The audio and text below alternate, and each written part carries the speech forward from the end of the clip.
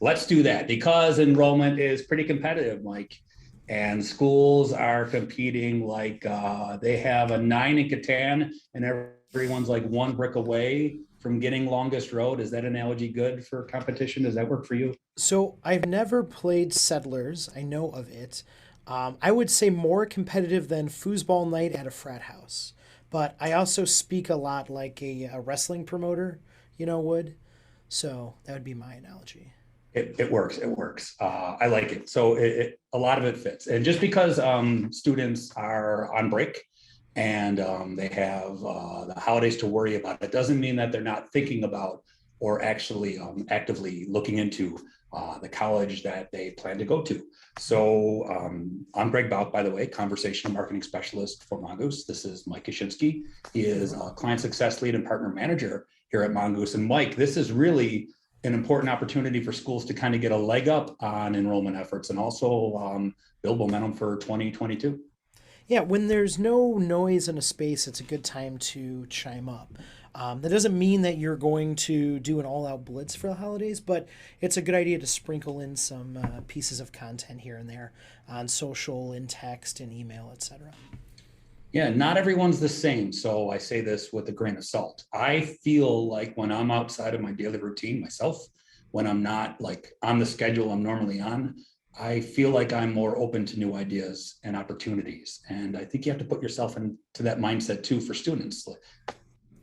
Yeah, I'd agree with that. I think for students and for families, I think there's a balance between engagement and texting about financial aid deadlines, et cetera, versus talking a little bit about the student experience there. We'll talk about authenticity and gratitude, which I think is incredibly important this time of year, but also in every message an institution might send. But yeah, it's a good time to start to sprinkle those things in. Absolutely. That's right. And to start, it really is just about making it clear that it is about opportunity. I think of if I was at a family party and if I'm a student, no matter what age you are, and there's a lot going on, but if I got an email or a text while I'm at a family party and I just wanted a way out of a conversation I was in, or just to like step out of the room or something like that, like I always think of things in terms of marketing, and I really believe in out of the box marketing, doing something that not all the schools are doing. So you can send an email Monday at 10 a.m.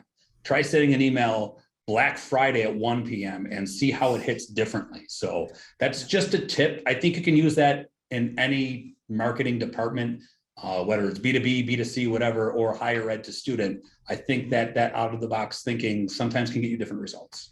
Right. So at this time of the year, students are trying to narrow down their favorite schools. They're ranking them. It's very important to make a good impression, I think, to students at this point, and data proves it. The winter to holiday months are just as active for students as the rest of the year. Schools advertising on LinkedIn typically see about a 25% increase in lead to enrollment rates for the winter months. Now, when we say don't go dark, we don't just mean posting on social. We mean reaching out. Being prepared to engage with students if you do reach out, making sure your website is set up is super important because that's kind of the first line of defense. And we have best practices for things like that we're going into. But the thing I wanted to start with, Mike, first was in terms of winter messaging, recruitment, actually strategy in messaging, and how your messaging or the kinds of messages you're sending should be different this time of year than they are different at different times of year. Right. So the holiday is just an impetus to send the message. It is not the message itself. So the messaging, the copy is still going to be about student experience, still going to be about outcomes. It's still going to be about caring about the whole person, the student, etc. But we're really going to double down on authenticity. So that authenticity is about the institution, but it's also about the holiday itself. So I've never seen this, luckily, but a school wouldn't want to send a text that says, don't be a turkey, complete your application before Thanksgiving, because it's not the right tone for the holiday, nor is it on brand for the institution. Sending a text that says, hi, Greg, thank you so much for applying to Mongoose State University. We really appreciate all the time and consideration you put into your application and considering us. All the best to you and yours this Thanksgiving and beyond. Very, very nice. And you don't necessarily have to dwell on hitting the holiday right or being politically correct, but you should certainly be authentic again to your institution and what you value. I think authenticity too is, ask, how do I be authentic? I think one tip on being authentic is trying not to be all things to everyone. Like, know what your school is, know your brand. And brand is a word that we use a lot. It is really important. Like, the students that go to your school, what do they care about? What do you hope to, teach students about you when they come to your institution? So don't try and be all things to all people. Be yourself, and that's very much. If being yourself means sending, Christmas decorations in a social post, like, that's what your school is about. That's what it's about. But being authentic, and I think one of the things you mentioned that's good is it's not a hard press, but being there to help is important as well. So you're not putting a full court press on students this time, but you are making yourself available and helping them through what is a confusing process. Absolutely. All right. That gets us into branding, and I think brand's super important. So what are some of the tips that you have that can make a school really stand out this time of year? Right. So we talked about authenticity to your campus, to your institution, and we are recording out of Buffalo, New York, where we stereotypically get lots of snow. And there will be some campuses out there with the beautiful Rockwellian snow on the evergreens, snow-swept hills, and then there are schools where it's 75 and sunny all winter long. And those messages appeal to different people. So don't be afraid to lean into that. Don't be afraid to be, a little cheeky or clever in a social media post and say, hey, just so you know, Christmas Eve here in Daytona Beach at 75 and sunny. Those sorts of things are clever and fun. And again, they reflect what the institution's about. Yeah, and it's not overthinking things, but also being respectful is the important. Like, if you're worried about whether or not you're dancing over a line you should not be dancing over or something like that, just make sure that you're being respectful in all the messages that you send. If you have questions, by the way, I forgot to mention this off the bat, you can hit up the Q&A button at the bottom of the screen. Mike and I will be happy to get into questions as we go here. Of course, it's not always about the kinds of messages you're sending, but also being aware of what your audience is going through. And that has to do with that respect and the times of year that, they're up against, because students are certainly busy this time of year. Absolutely. And I think we've done a better job in our industry in higher education of not just thinking about the experience of applying to an institution from the perspective of a 17-year-old high school student, but also an adult student. Regardless of where your prospective students are in life, this can be a stressful time of year. There's travel, there's family stress, there's bills, there's extra hours at work. So I think giving people the logistics, giving people the information, but maybe not pushing them as hard with deadlines, things like that, is always a good tact in my mind. What's an example of a text you would do that? Just a helpful guiding text. A helpful guiding text. So I have something in mind. Maybe you can respond to it. Let's do that. Yeah, it's as simple as whether it's an email or a text, that preview, that subject line that you see, anything robotic and scary is going to be read as robotic and scary. So conversational, yes. And this isn't just a holiday break tip, that's anything. But if a text I get or an email I get has a subject line, all caps attention, I'm just going to assume that was hit by a robot. Maybe that's a good example. Yeah, and I think adding something like, hey, we know you're on break right now. We know you have a lot on your mind. You should be celebrating with your family, eating turkey, watching a terrible Bills Saints game or Lions Bears game on Thanksgiving. Just so you know, when we come back, we're going to start working on XYZ or starting to review applications. I think that's a good idea. Yes, we had a prerequisite of puns that we were supposed to get to before the beginning of the webinar, and Andy has helped us out in the Q&A, saying it's always sunny in New York. That's right. SUNY in New York. So thank you for the pun, Andy. I feel behind. Make shirts. What's that? I'm surprised they haven't made shirts. It's probably there somewhere. Marketing department anywhere in New York, get on that. I'll get on my alma mater, Buff State Bengals. Let's make that. It's probably already hanging in the student unit at this point. Let's talk logistics because, it's a busy time for students, of course, or just kind of a preoccupied time, I guess. But certainly in higher ed, it's always a busy time. So what can you do to help your admissions team's lives be easier? Like, how can you be proactive in your steps? And these are things you would probably have maybe started to do before this week, but even this week, heading into that winter break, like what are some of the steps you can take to just be proactive and ease the burden, I guess? So most tools have some type of scheduling or auto reply built in. Don't be afraid to lean into those, particularly with Mongoose Cadence, our texting platform, with Mongoose Harmony, our virtual assistant chatbot. There are ways to route people to the correct contacts or give them the ability to schedule a future meeting. All that's true. You should utilize that. Same thing for social media, same thing for emails. Don't be afraid to schedule those sends. And again, route people to where they should go once they receive it, right? So if I receive a text urgently on, you mentioned Black Friday, that student should know, how do I respond? Do I wait till Monday? Do I call them on Monday? Do I send them an email? Should I send them a text now? Calling that all out in the communication. And that's kind of important as far as expectation is concerned. And we're all humans. In auto reply, while that's done automatically, that's also, there would be an expectation from a student that they're going to receive text from a school that might be automated in some respects. And if you are sending out a text, we'll use the example again on Black Friday. As long as you're making it clear that like this isn't something they have to respond to right away. Maybe it's comfortable for the student that they don't feel like they're going to get a response right away. How do you make that clear to the student in terms of like, when should they expect you to respond? Oh, I think you just hit it on the head. Explaining like what the timeline is that, hey, I'm out of the office until XYZ date, and this is when I'm going to respond. And like I alluded to earlier with the messaging, calling out that, hey, this isn't urgent right now. You don't have to respond. There's not a scholarship waiting for you that if you don't, respond in the next hour, we're passing to the next student.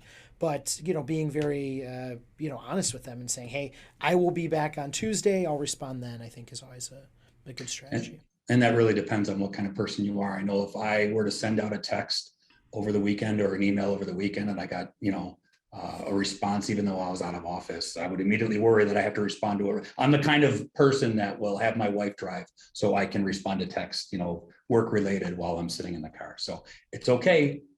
You can get to that on Monday. The student will understand, and you don't have to worry about that. You mentioned out of office hours, things like that, setting that to yourself up for that as well. That might be considered like obvious, but might be something you don't think of. Well, yeah, I think putting that information on your website for visits, because you might have, families who want to visit over winter breaks, and they don't know, particularly if you're first generation. Mom and dad or guardian might not know that, hey, it's December 21st. There's no one near our campus. So I think being forthcoming with your prospective students and their families and saying, hey, no one's going to be around, but download this PDF or do this to get onto our campus is always a good idea. Yeah, give them tips for what to expect on the campus. I would even suggest, if someone's coming, they could be coming from out of town, depending on where your school is located. So why not give them information, plan ahead of time on things to do in that area, things that are open in that area. So that's more work involved. But once you do that work, that's something that would be super convenient. And I can't imagine the impact that would make on me if I knew going into, like, I'm done looking at the campus. Now what do I do? If I don't know the area, I'm really gonna have no idea what to do in that area. Mm-hmm. It could be as simple as where to get a cup of coffee, like offside of campus if the schools aren't open. Like that information is second nature to you. You wouldn't think about something like that, but it's something that would, I think, be appreciated by student and parent alike. Mm-hmm. So we talked about what to set up when you're not there for the school. Give me an example of a school that's really doing a great job with holiday messaging. Holiday messaging in general. Well, I think there's two different things there. So I think in terms of the logistics of, hey, we're going to be out of the office. Here's a PDF with a campus map, a route, to visit the campus, notes, perhaps a code or a badge for parking. By the way, you should probably just make your parking free while people are away. But I haven't seen a really great one or bad one. I usually see schools just on the periphery address office hours and numbers to call, emails, etc. But I think in terms of embracing the holidays and keeping it on brand for the institution, I don't think I've seen a better website than the Christmas Countdown or Countdown to Christmas at Loyola University in Baltimore, Maryland. Very on brand. They highlight their beautiful evergreen campus. They highlight that they are a Jesuit Catholic institution. They lean into the decorations. Their campus is really nice looking in general. But they have their academic programs send in content. There are a few philanthropic asks that are built in starting December 1st and leading up to Christmas. They highlight one of the coolest traditions they have there, which is the mass. I'm going to butcher it. I feel bad for any Greyhounds watching, but the mass of carols and lessons where they have their on-campus choir sing, and it's this candlelight mass. It's beautiful. The bookstore even has gift guides for students and alumni and parents, and it's just brilliant. It's so well done. Student athletes sing Christmas carols. They put that on YouTube. They link it on their website. It's just so well branded. But it doesn't have to be that heavy of a lift. Like, you can do that same thing on social, on Instagram, on Facebook, TikTok, probably not as well. You can put those images on text messages. You can do lots of little, you can take lots of little tactics from that overarching strategy and use them at your institution. Mike, when you get a chance, if you don't mind, throw that link up in the Q&A, Yeah, just so absolutely. people can see that. So we're giving Loyola some plug, but that was a good example of what it was. So really covering your bases is super important this time of year. Prioritizing your website so that tuition cost, financial aid, return on investment, those kinds of things are easy to find for students, or those kinds of things should be easy to find for students. At Mongoose, we say this all the time, and it's repetitive. And if you've been to our webinars before, you've heard it, but I really think it's important. Students are not typing in www.mongoose.edu to find your school. Insert your school name there. It starts at Google. So they're going to find what they want to find from your website. It's always like a backdoor. Think of your program pages and things like that. Like, that's where they're going to land. So make sure that's a welcome mat. Make sure that when they land on different pages on your website, make sure that those pages are optimized. If it's possible, tools are a great thing to help you with your website. Smart searches, chat functionality, like obviously, that you have the team at your school has to decide what's best for your school, but there's no better tool to have at a time like this than a chat bot that is triaging those frequently asked questions. That saves you time. You get back from the winter break and those kinds of questions are taken care of. So a chatbot it's a welcome mat for your school. There's no better way to serve students and give your school a good impression to prospective students than a chatbot. And they're not all created equal. Like, full disclosure, of course, Mongoose has a chatbot and we'd love to answer questions about that. But like, that kind of thing is important. Mike, do you want to be put on the spot with some questions? Because there's some good ones coming in and I'd love to see. Yeah, I'm looking at them. They're amazing. Good. Let's start with Terry then. I'll read the question. Mike can respond to it. If it doesn't clog up your agenda, can you address some situations focused on recruiting music students? I've done this exclusively for many years. Lately, it's gotten similar to recruiting athletes. I love this question. Yeah. It's so interesting. Yeah, Terry, that's an awesome question. Admittedly, I work with a wide variety of institutions. I don't think I work with an institution with like a conservancy or any type of notable music program. At least off the top of my head, I feel bad if there's probably some clients saying, we have the best bassoonist in America right now. But that's a great rankings question. Don't come out until Tuesday, so we wouldn't know that. It's true. So I would say with performing arts, we should think of it in the same way we do recruit students, right? So this time of year, there are concerts everywhere. There are concerts that the high school institution will host, that communities will host. If they're part of any type of ensemble or group, they're going to be hosting those.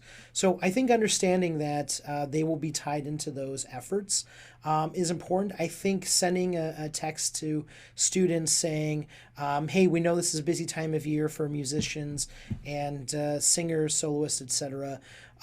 Just want to wish you all the best, with all your performances, et cetera, is a really good method. Again, leading with gratitude, leading with authenticity, always a great strategy. And maybe if I might play on curiosity, like if this is the time of year where your musicians at your school shine, why not put your prospective student into those shoes?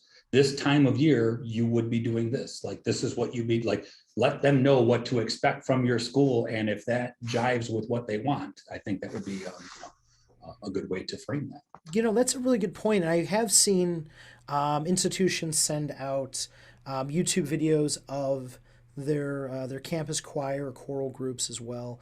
And obviously you can repackage that for other marketing. So really good point. All right. Next question comes up from Anita. What about online programs? This population not concerned about the appearance of the campus or on-campus resources? Anita, calling out my privilege. That's a really good point. Totally a blind spot. Did not think about that, but that's true. We just started. We have time. We have time. So I think there is online always talking about convenience and potentially asynchronous. That word, gosh, it seems like we've heard too often. But thinking about asynchronous learning and convenience this time of year, potentially talking about cost, depending on the particular online program, in that, by taking this class online, it might be a little bit cheaper than being in a residence hall on campus is probably a good method as well. Obviously, this time of year, sometimes we get nervous about what is in our bank account and in our wallet. So I think talking about convenience and cost, especially this time of year, is a good message, Anita. So very good question, and I'm shocked I didn't think about that already. I love it. Well, Anita was here to save the day on that and cover that audience. Thank you, Anita. Amanda has a question about profit versus nonprofit. So is there anything marketers should take into consideration when it comes to for-profit higher ed institutions versus nonprofit higher ed when it comes to the holidays specifically? I don't think so. I think the biggest consideration would be from a TCPA a compliance perspective. Obviously, you have a higher threshold for compliance as a for-profit institution. You require a higher level of consent. You need express written consent. So I think understanding that you need some type of request for information, some type of form application, et cetera, to be completed. But I think in terms of the content, the copy of the messaging, I don't think it'd be terribly different. I think alluding to Anita's question earlier, you might talk about convenience and cost potentially, because perhaps as a for-profit, your offering might be priced at a different way that might be more affordable than a typical nonprofit campus, residential campus might be. And yes, and like we said earlier about staying true to your brand, that still holds. And this is not a cop-out, but because that question was very specific, Mike and I are totally we love answering questions. If there's something we can answer more specifically, our contact information is going to be up at the end. Email me, email Mike. Mike at mongooseresearch.com is Mike. Greg at mongooseresearch.com is myself. No strings attached. Send us an email. I love chatting about this kind of thing. And I know Mike does too. Mike is an email answering psychopath. And I mean that in the most, what am I trying to say? Complimentary way possible. Thank you. Okay, ideas. This comes from Hannah. Ideas for engaging and recruiting graduate students because campus isn't really a draw for them. Real quick, I would say on this, Mike, and tell me if you hate this idea. Okay. And it is for graduate. Return on investment is something I think is very important for a graduate, and that might be self-explanatory, but having experience of someone who's gone through a program and what they're doing now, I think is a pretty powerful message that you can share with your students. Would you disagree on that? I'd agree with that. And then I think going back to your statement about, what is the off-campus experience like when somebody visits, when there's no students around?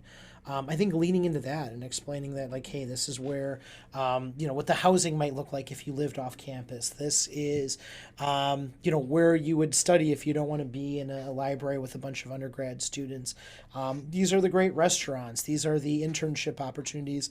I think all that's really smart for an institution to say, these are the Fortune 500 companies in our community, whatever the case might be, and having somebody experience not just the 50-acre campus, but the miles and miles that surround that institution. That is going back to authenticity, and Mike stated the importance of that too. In that respect, yes, of course, lead with your strengths. Like, tell people why it is a benefit to them to come to your school.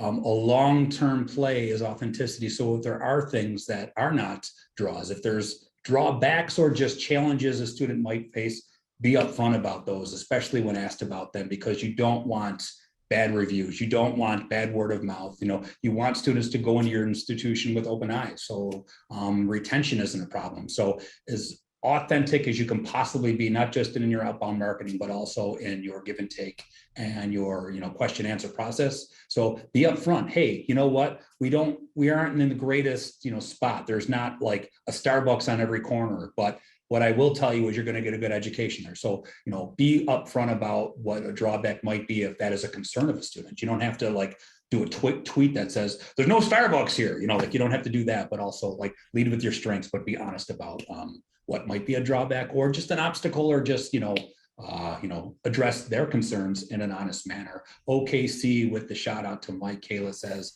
I don't have a question. I'm just saying hi to Mike. Mike's everyone's favorite. Oh, Kayla, you're too kind. Thank you. We have a question coming in anonymously. Do you find adult learners prefer lots of little communications, for example, like a text on applying, one on financial aid, one on the program, or one or two longer communications that get it all over with and done with? So I'm letting Mike answer this, but I wonder if you and I think the same on this. So go for it, Mike. Okay, so I would say that inherently we're probably biased because we work with two technologies that are meant to be more nudges, right? So we kind of take the 1,000 paper cuts approach, right?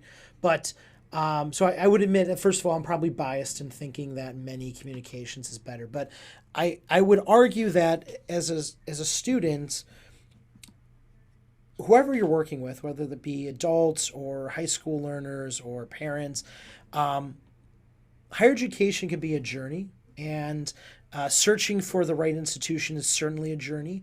And so I think just giving everybody a map and all the tools and saying, all right, well, go explore the forest, is probably less impactful than guiding people step by step through the process. With that said, you will probably have prospective students who text in, adult learners in this case, who say, I really don't need that. I just need the link. My dad communicates that way. That's the way he learns things, is he just wants the guide and he wants to read it and print it and kind of go through it when he needs to go through it. But I would say most people would probably prefer the nudges. But Greg, what do you think? No, I tend to agree with you. And this is, again, we repeat ourselves, but we only repeat ourselves on the important things. And that is, before you send a text, ask if the student or whoever the recipient of that text is would be happy to get it. So if it's informative, you're not over texting. So some people ask us, how many texts should we be sending in a week? Well, is that a busy week? Does that student have financial aid forms and housing due that week? If so, they want to be reminded of that. And if the relationship has been established that you're helpful and that your texts are helpful, and that might not even mean, if they're not replying, it doesn't mean your texts aren't helping. So that's not a good gauge. There's plenty of ways to gauge that. But if the text you're sending is helpful, they'll accept those texts. And it doesn't mean all 5 texts you send that week. That might be a lot of text, but it depends. If all the texts you send that aren't helpful, the 1 or 2 texts that were helpful, that's going to keep the entire medium from being burned. So as long as it's helpful, it's helpful. I don't know. That was a terrible answer. So I'm glad I didn't say that sentence first. Glad I said that at the end. Quick to Gregory, excuse me. He missed the beginning of the webinar. It will be recorded. And so if you signed up for the webinar and you were a little late, don't worry. You can watch it with your friends and family because we send the recording to you via email afterwards. Maybe instead of watching a terrible football games on Thanksgiving, might be a nice family tradition to pull everybody around and watch a higher ed tech webinar. Right. There's lots of choices for terrible football games Thanksgiving, as I am in Buffalo, New York with Mike here, and we're not having a great time watching football this month. Do you have any tips on an effective strategy for recruiting students that want to pursue a bachelor's degree in nursing, especially accelerated bachelor's of science and nursing degrees? That is detailed, Mike. Yes. I almost feel like there's people from Mongoose testing you, like, let's get as detailed as we can to make Mike sweat. Yeah, that is tough. I can't tell you specifically in nursing what would move the needle or not. I would keep it more general. I would say in my experience working with schools with stronger nursing programs, I think talking about outcomes, talking about the admissions process is always helpful.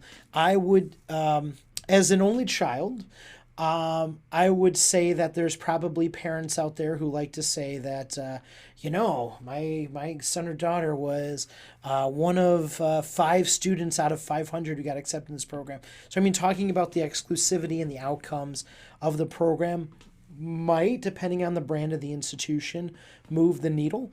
Some institutions would say we don't like that because we want to promote how accessible our programs are and how accessible our institution is. So I'd have to dig in more into kind of your institution and then drill in deeper from there. So I'm sorry, I feel like I answered like a politician there, but I think it's important to understand a little bit more context.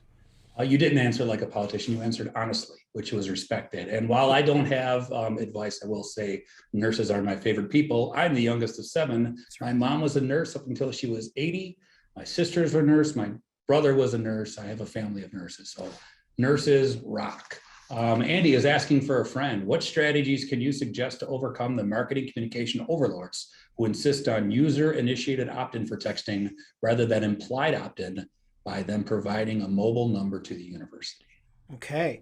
So now I get an easier question. This isn't holiday related. This is just texting related, but that's okay. The holidays are forgiving. Yes. Well, the Facebook v. Do Kid decision this past spring was something of a holiday for me and other TCPA nerds. But the Telephone Consumer Protection Act of 91, I believe, basically put in all these rules about auto dialing and consent. And it basically boils down to this. If somebody provides their name and number and you're a non-for-profit, which is very important, or not-for-profit, you are allowed to text them. What we would recommend as an institution is putting some type of a checkbox or language on an inquiry card or request for information, application, etc. that says, by putting your name here, you understand that we're going to send you updates about your application status or about prospective student events, etc., something like that. Again, depending on the institution, all things being equal, I would probably, for prospective students, once they have, again, attended an event, showed some type of interest, maybe not your buys, if you will, but for the students who have expressed some interest, I would opt them into texting at that point. I think once a student matriculates, enrolls, etc., into the institution, I think that's where you get more decentralized and you say, hey, Greg, do you want updates about athletics? Because that's very different than updates about registration deadlines or financial aid deadlines, etc. And anything that's more ancillary, I guess is the right word, bookstore, athletics, etc., maybe make them have a specific opt-in that's user-initiated for that. But anything that's really key to the student experience and the academic experience of the institution, I'd probably make that more automatic and maybe include that in the orientation and or application process. So great question. Cool. Let's keep going with the questions. And again, if you have them, we're here for a while longer. So we're happy to answer them. Kristen chimes in with, what about promo to adult students versus high school students? So this is something I meant to talk earlier to Mike about, and we didn't touch on a lot. So I'm glad that Kristen asked us questions, and that's the non-traditional, post-traditional student base. Mike, you answered my question before I read it on the air. So why have a lot of students that actually apply and start classes in January, tighter timelines and need quick actions and follow through? So I We would have, say, excuse me. yeah. So I would say, texting or using a bot or email, frankly, are all good ways to move people through the process faster. So I think utilizing a medium like that to get people in through an application process is not a bad idea. Don't be afraid of that. I think the stress of the holidays is there regardless of the population. The stressors that lead to that stress are going to be different, right? So the big basketball tournament down in Florida where, the high school from Ohio is playing a random school from Georgia, very different than the stress of, I need more hours at my job so I can pay for Christmas gifts for my family. Very, very different. But they're both very stressful to your prospective students. So I think, again, leaning into those media, frankly, and texting people, emailing people, always a good method. Using bots and using a mix of those things. One shouldn't necessarily be exclusive. Greg, anything you'd add to that? Yeah, so the recruitment marketing schedule tends to follow that high school calendar of events in terms of when deadlines are due and what high school students are going through. So certainly, if your student base, whether it's like 100% post-traditional or just a mix, what Mike said earlier makes a lot of sense, and that is like empathy, knowing what your audience is going through. Because a post-traditional student certainly is going through something different than what a high school student's going through now. So we understand is a great way. Hey, we understand this time of year is difficult. We understand that you're busy. We just want to let you know these deadlines are coming up. We just want to let you know you're missing this. Like, we just want to be there in case you have any questions, but relax, enjoy your holidays. That kind of messaging, I think, would hit home. That way someone knows, okay, I have so much going on, but I can't even think about what I have due. I probably won't even go to school this semester. If they get a text that tells them, you don't have anything due, but if you do, let us know or when you do, we'll let you know. Like, that's a lifesaver for someone who has 100 different things going on in their mind at that point. Agree with that. All right, cool. Thanks for not disagreeing. It would have been super awkward on the webinar. Mike was like, no, that is stupid. I'm going to go to your boss right now, Greg. Right, yeah. You don't get it, man. Kevin asks, does ease of entry to campus via airport, is that useful? In Lincoln, Nebraska, there are 2 airlines, and could this be a good selling point? Mike, I just want to say real quick on this one. Yes, because the experience means a lot. And when people make decisions, if their experience is good, that's a good thing. But, if your airport is not accessible, that's okay too, as long as, there are other benefits to it. So I would say, yes, of course, that's a good thing, because anyone who has a good experience is going to like your school more. Yeah. And I would call out that people don't go to University of Chicago because, Chicago has O'Hare and Midway. But they go there for the experience. They go there for the outcome. So, I think making sure on your website that you call out that, hey, this is available. This is I'm guessing some type of like tour that's available, or shuttle that's available to and from the campus, the airport. I think that's great for students. And I would hope also that it's available for current students, and that's called out as well. I went to college 5 hours from my hometown, so I made friends. I'm kind of social and outgoing, but it's nice to have a school that would take you to the train station or to the airport or the bus station or wherever, so you could get home for the holidays. And I think mentioning that to your current and prospective students is a good idea. Yes, so good question. Terry is asking if we've dealt with unethical recruiters. This is about recruiting music students again and recruiting athletes. One of the issues has been recruiters saying, and Terry is paraphrasing, whatever Acme University offers you, Ajax will beat that offer by X dollars. So that's cutthroat stuff. In music, it's a violation of ethics from the National Association of Schools of Music. So that's music centric, but certainly interesting. Yeah. It's like, the more you know here from NBC. This is awesome. I know NACAC, but I did not know those guidelines. I will say at Mongoose, take the higher road, right? Like, in terms of ethical versus unethical, there's nothing you can do about someone who's being unethical, but I think the high road's always a better road to take. Right. And I would say that as a company, and this isn't just me being politically correct here, like I would have a hard time seeing any of our clients doing something unethical. And if they did, I'd have a hard time with us just allowing that. Without if we didn't know, that's a different story. But At um, least guide them from being unethical, if yes, possible. I mean at Yes. minimum. So yeah, I would say that I think being very honest with your students and explaining what you can and can't do will always go well. I would bet that in athletics and in music and in high pressure recruiting situations that those institutions probably don't put those things in writing. So I think being very clear about what you can and can't offer and why is always a good strategy. And when you need to put that in writing, do that. Texting is probably not the right medium for that. Putting that in a chatbot conversation is probably not the right medium for that. But I think it can trigger those conversations and say, hey, we want to talk to you about what you received from Acme or from Ajax, whoever the bad guy would be in this situation. Yeah, it's hard for me to relate to because I definitely was not recruited.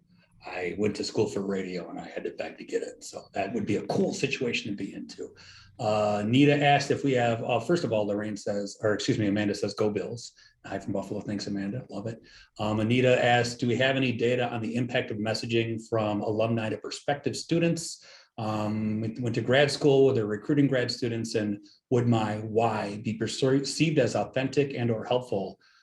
So I don't know that we have specific data. I do know we have schools that have success doing this. If we have the data, we'll have it packaged up when we can find it, and we can reach out to you, Anita, afterwards. If we have like specific metrics on that, we will do so.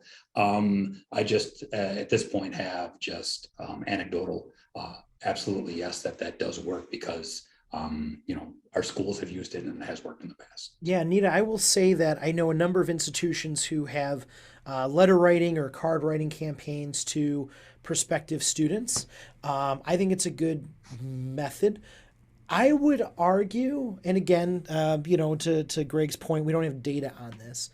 I would argue that a prospective student probably, and sorry, I'm probably making a generalization here about traditional undergraduate prospective students, high school students, but I would argue that most probably don't understand the alumni network and outcomes at a level for that to move the needle. But I think parents would. And so I think sending that to parents and guardians saying, hey, Greg shows an interest in communications. I'm in radio here locally. Everyone in radio either went to Buffalo State or went to Syracuse. It's a great institution. This is where this is where you learn if you want to get on local radio. I think that moves the needle for parents. I think it's a great idea. Yes, and that I'm going to skip a question and come back to it in a second because someone just asked about the role of parents in recruitment, and Mike made a good point on that and how you can relate to them. It's so important, and that for that we have tons of statistics and information on how important it is to connect with parents, because it's very, very likely that it is the parents you're talking to and might not even know it. We talk a lot about that at Mongoose. I have to find the chart. I think it was from the Chronicle or maybe Inside Higher Ed, but they basically charted out the influence that parents have. And it's like a reverse bell curve. And if you think about it, it makes sense, right? If you're a prospective student, you probably don't know where to search. You talk to your peers, you talk to your parents, talk to your families, family members, etc. And so, up here, parents are going to have a lot of influence. And then when you start thinking about paying for the collegiate experience, you start thinking about the logistics, etc. Parents are going to start to take on a bigger experience. But in terms of applying to the institutions where you're going to apply, I find that that's typically where parents have less influence. But again, that doesn't mean they have no influence. It just means a little bit lower than they do on the other ends of the spectrum. Yeah. It's funny how the terms change. I've been at Mongoose for about 3.5 years, and it was helicopter parents for a long time. And certainly when I first started at Mongoose, that term was used a lot. Stealth parents came in because now parents were like secretly hovering around their kids and applying for schools and chatting with schools as the students. And the term now, Mike, that I'm hearing is bulldozer. It's like, just get out of my way, answer my needs right now. So helicopter to bulldozer pretty quick. So I'm sure our audience can relate to that term. Right. We have time for a couple more questions. One coming in anonymously right now is suggestions on how to balance. This might be something we covered earlier, but suggestions on how to balance the desire to be inclusive versus the challenge of avoiding overstepping boundaries on appropriating or misusing holidays. So we're getting back into the holiday theme of the webinar. Yes. Although all of these questions have been great, but I really like this question. I love it. So I work with an institution that has a very Jewish identity. And this was alumni, so it's slightly different use case here. But they texted out to a large swath of their alumni population that they have this newsletter about Jewish affairs and Jewish history and things they're doing on campus to reflect their Jewish tradition. And they had a number of people who responded, "Thank you so much, but I'm Christian, I'm not Jewish, or I'm Muslim, or whatever," and whatever the case might be. And the institution responded, "Thank you so much for that information. We're going to opt you out of that communication and make sure we send you things that are more relevant to what your interests might be. Let us know if we can help with anything. All the best to you and yours." Pretty simple. So in the same way, somebody says, "I don't celebrate Christmas," you can respond, "Well, thank you so much for that information. That's very helpful. All the best to you and your family this holiday season." Pretty simple. I like it. Yeah. It's being authentic. That's probably the most important lesson we can teach you here. Thank you for all the questions. I appreciate someone shouting out to Mike in the Q&A right now. So Mike, make sure you read that. Mike loves his school so much. You have absolutely no idea. This man walks to work every single morning, and he's not just ready for work, he's excited for work. And this was not planned for me to just dote all over Mike, but it is the truth. And we meant it before when we said it. There's our contact information. There's our LinkedIn. Reach out. I love talking communication. I will riff subject lines and texting intros all day long. That's the kind of thing I'm passionate about. Mike can answer pretty much any question you have, especially if it's Toledo based, but any non-Toledo questions too. So connect with us, Greg at mongooseresearch.com, Mike at mongooseresearch.com, and our LinkedIn as well. Find us on there. I'm not going to try and spell Mike's name because I don't want to sprain my tongue. Mike, anything else you would add about just communicating during the holidays and the leg up that a recruitment team can gain during this time of year? Yeah, I mean, like we've hammered it over the head. Be authentic, be compassionate. The holidays aren't the message, the holidays are the impetus, right? So reflect on who your institution is, what you value, and reach out to people. But again, it's, this is an excuse to reach out to people, but the message itself is going to reflect the student experience, how you take care of your students, etc. All right. And enjoy your holiday as a tip. Yes, you absolutely. do. Yes. From everyone here at Mongoose. What a hallmark moment that was. No, we seriously appreciate you joining us. There will be a recording of this webinar sent to you. Unless you're watching the recording, then this is the recording. Mike, thanks so much. You're great to talk with. And I'm going to say this again to you when you're down the hall. But thank you so much for being here on the webinar today. Thanks for having me. Go Walleye. Yes. Thank you to everyone for joining us, and hope you all have a great day. Take care. Have a good one, everyone.